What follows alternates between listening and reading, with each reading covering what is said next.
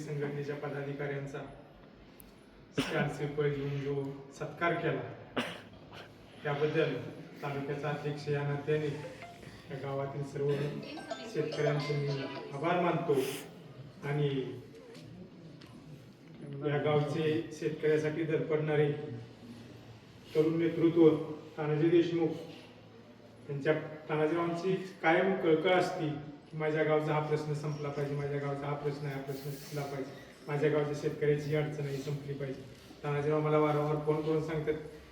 त्यांच्या मागं एकटं असल्यामुळे बऱ्यापैकी शेती जबाबदार असल्यामुळे आम्ही बी त्यांना लय त्रास देत नाही. तानाजीराव अगदी संध्याकाळचा ज्यावेळी कार्यक्रम असेल त्यावेळी फक्त वेळ द्या, कारण आमच्याकडे बोलणारा एकमेव वक्ता म्हणजे तानाजीराव आहे. त्यामुळे संध्याकाळच्या वेळेला तानाजीरावांना आम्ही फक्त वेळ द्या. तुम्ही दिवसभर आंदोलनात नाही आला तरी चालेल.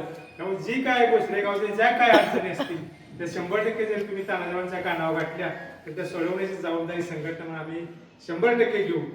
आणि फक्त ऊस दरच नाही तर आल्यासाठी बी संघटना लढली, विजेसाठी बी संघटना बांधते. जे काय शेतकऱ्याचे प्रश्न असतील त्या शेतकऱ्याच्या प्रश्नासाठी 100% स्वाभिमानी शेतकरी संघटनेशिवाय कोणीही बांधणार नाही, कोणीही लढणार नाही.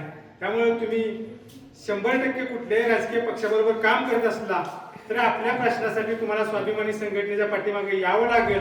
तुम्हाला यावंच लागेल, कारण तुम्ही संघटनेच्या मागे नाही आला तर तुमच्या ऊस दरासाठी कुठलाही राजकीय पक्ष रस्त्यावर येणार नाही.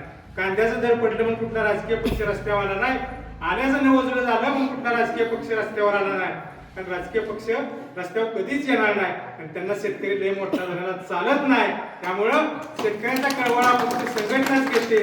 त्यामुळं या गावातल्या शेतकऱ्यांना माझी तालुका अध्यक्ष म्हणून एक विनंती आहे की राजकारण करायच्या वेळेला आम्ही 100% राजकारण करू, पण ज्या वेळेला संघटना म्हणून आम्ही हाक देऊ त्या वेळेला आपले राजकीय मतभेद बाजूला ठेवून आमच्या पाठीमागे उभं राहावा.